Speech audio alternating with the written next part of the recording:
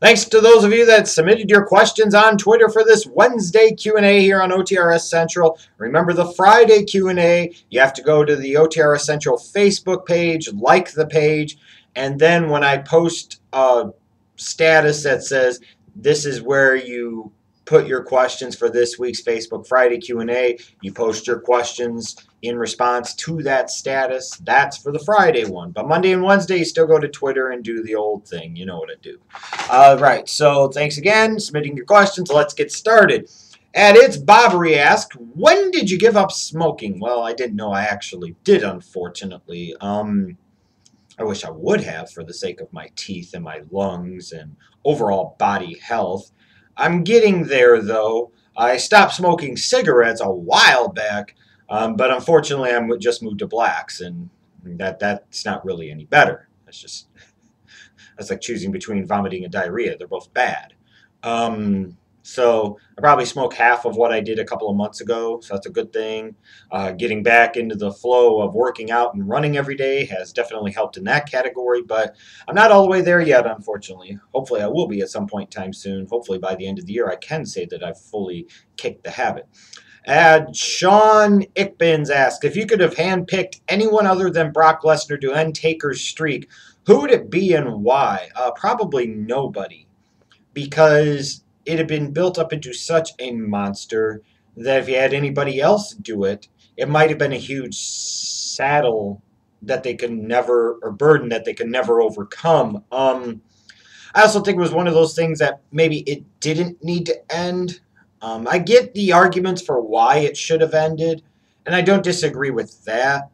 And to be honest, I think part of the issue with Brock Lesnar doing it is because, as I've mentioned before, it comes down to the whole thing of this was a guy that left the company high and dry a decade ago, but yet now we're bestowing him with like one of the ultimate kayfabe honors, if you will. And I had a bit of a problem with that. I think even more so the problem was the storyline leading into that WrestleMania match was terrible. The WrestleMania match itself was terrible, and the finish was terrible. The follow-up was terrible. So many things about this were terrible. There were all these things I envisioned if Taker's streak had ever ended, and then that's what happened. And to me, it seemed like it wasn't very well planned out. It just bad. And that might be the reason why you wouldn't do it. But if you were trying to get a young guy over and establish him, then maybe you would have built up somebody like a Bray Wyatt to potentially do it. That would have been a possibility, but I'm not sure I would have done anybody. Phil Chabert 12. Is it worth me keeping Chicago's defense in fantasy football? I have Chicago and Cleveland's defense, and I want to drop one for Pittsburgh. Now, I don't know your league settings in terms of if you have to have two defenses starting every week or you just only have to have one. But first and foremost, stop people with the drafting of two defenses if you only start one. Don't give me that matchup bullshit. Don't give me that bye week bullshit. It's stupid. It's a waste of a valuable roster spot on the bench for depth that you could definitely always use at running back or wide receiver. Taking multiple quarterbacks, multiple kickers, multiple defenses is stupidity of the highest order because you end up not using one of those very much at all. And two, if you do, you end up overthinking and costing yourself points. Well, I put him in this week because the matchup in this one had this many more points instead. No, and as far as Chicago and Cleveland's defense, how the fuck did you end up with them? I've done, I think, 3 drafts so far, and in every draft I've gotten like Buffalo, Tampa Bay, or New England's defense really, really late, like 25th, 27th round in leagues with IDPs. There's just no reason. And Chicago, why would you take Chicago's defense? I can even see Cleveland's a little bit more so than Chicago's, but Chicago's, why would you draft them? Why would you choose them? Oh, good Christ. You want to drop one of them for Pittsburgh, go ahead, but it doesn't make any sense. Just drop one of them, period, and pick up a running back or wide receiver. Like I said, unless you have to start 2. If you have to start 2, that's a different story, because then obviously you have no choice. But you only have to start 1, then pick one, damn it, cut the other, and pick up a player somewhere else. Trenton Pinkston.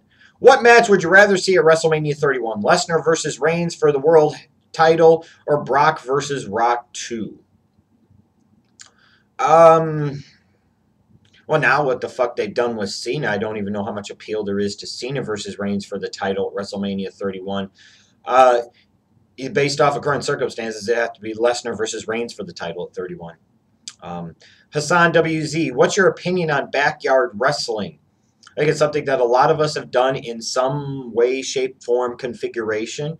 I find it very ironic that so many of the people, especially in today's business, that shit on backyard wrestling are the same people that did it themselves. And in a lot of ways, it was their introduction to the wrestling business, at least for the art form of performing in the ring. And some of the older school cats that sit there and say it's stupid and want to clown on it. So you never jumped off of the fucking couch and elbow dropped a stuffed animal or one of your friends. You never, yeah, bull fucking shit. This is an example of forgetting your roots, forgetting where the fuck you come from.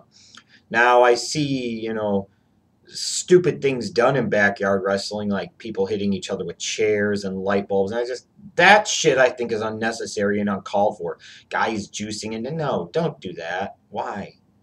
Stop that. Stop it. That's stupid.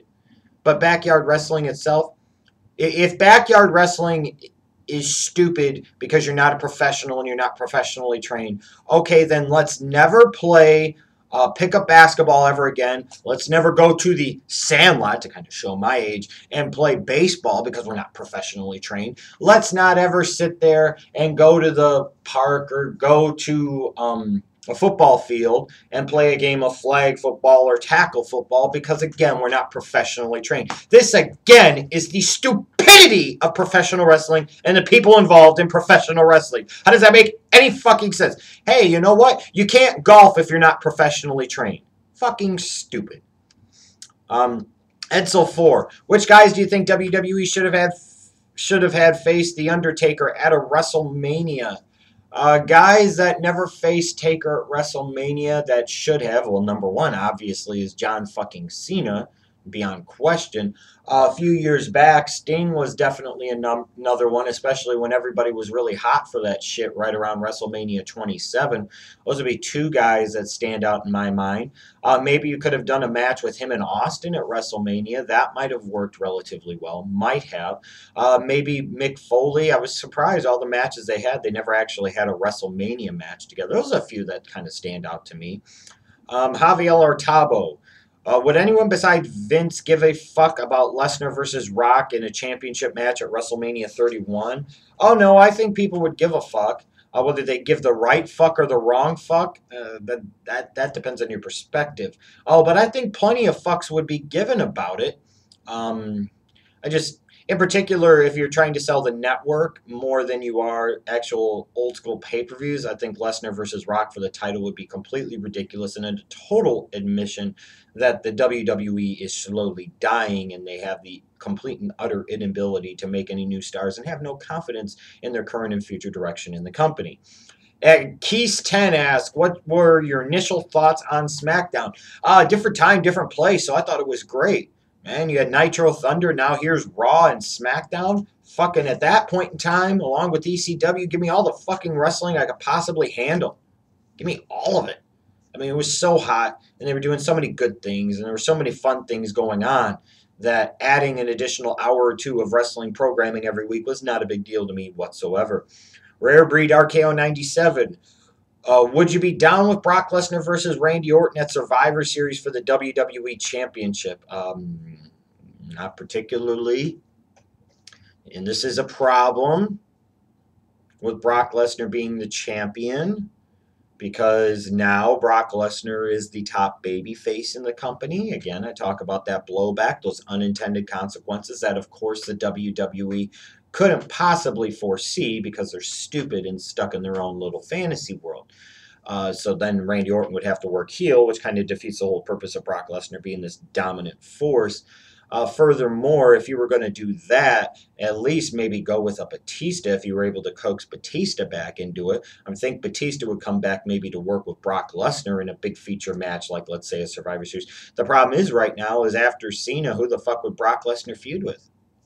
Daniel Bryan's nowhere near coming back. And again, let's be perfectly realistic.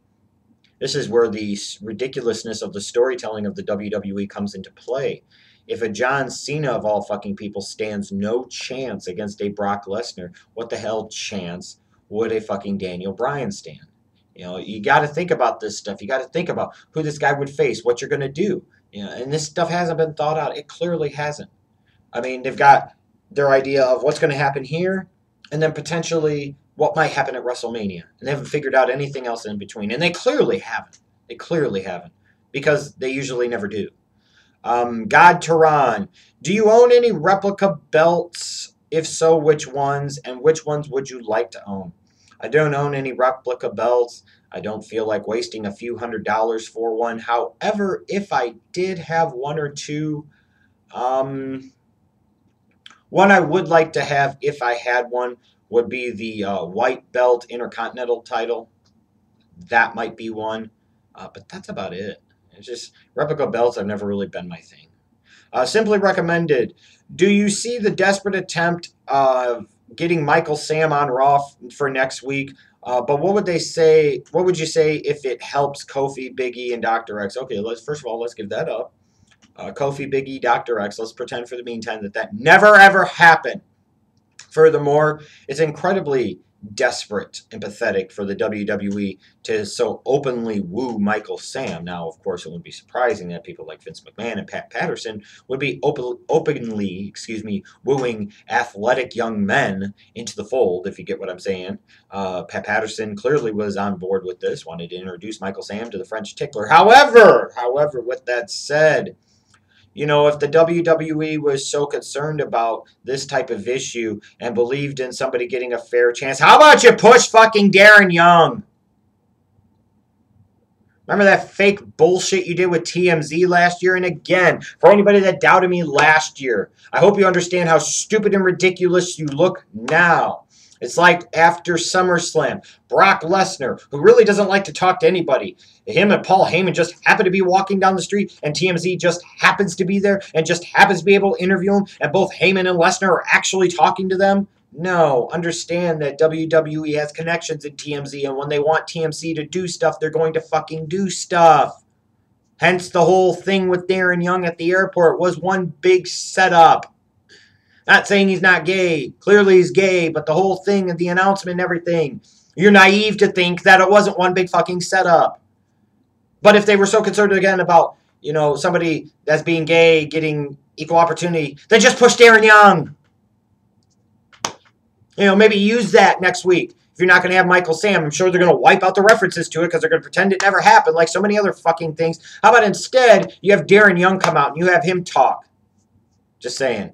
AGS WWE, if you could change any moment or booking decision in professional wrestling, what would it be and why? Invasion angle, worst storyline in professional wrestling history.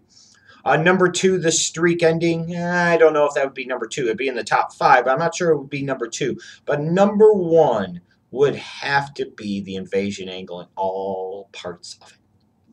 Dexter C73 closes out this Q&A by asking, is the WWE strategy to make Raw so bad that it would force us to watch the WWE Network instead?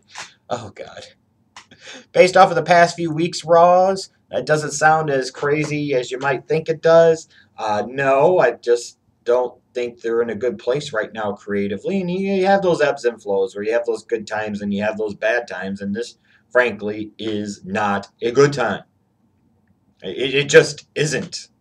It has been bad after SummerSlam. Really bad. I mean, it's been god-awful. A lot more of the same old shit. Oh, the reality here. WWE is going to be different. Oh, boy, it sure fucking looks exactly the same to me as it has for the past few years. Yeah. It's just been bad. But I don't think that's some type of strategy at all. Because, you know, eventually, if ratings were to drop too much on Raw and SmackDown, what have you, they wouldn't be in a good way in that either. And as much money as they might make off of the WWE Network, let's say, they're making more money, you know, or in theory, they could make more money through their television deal. So that's incredibly important to them as well. So thanks again to all of you guys that submitted your questions for the Wednesday Q&A. I'll be back again Friday with the Facebook Friday Q&A.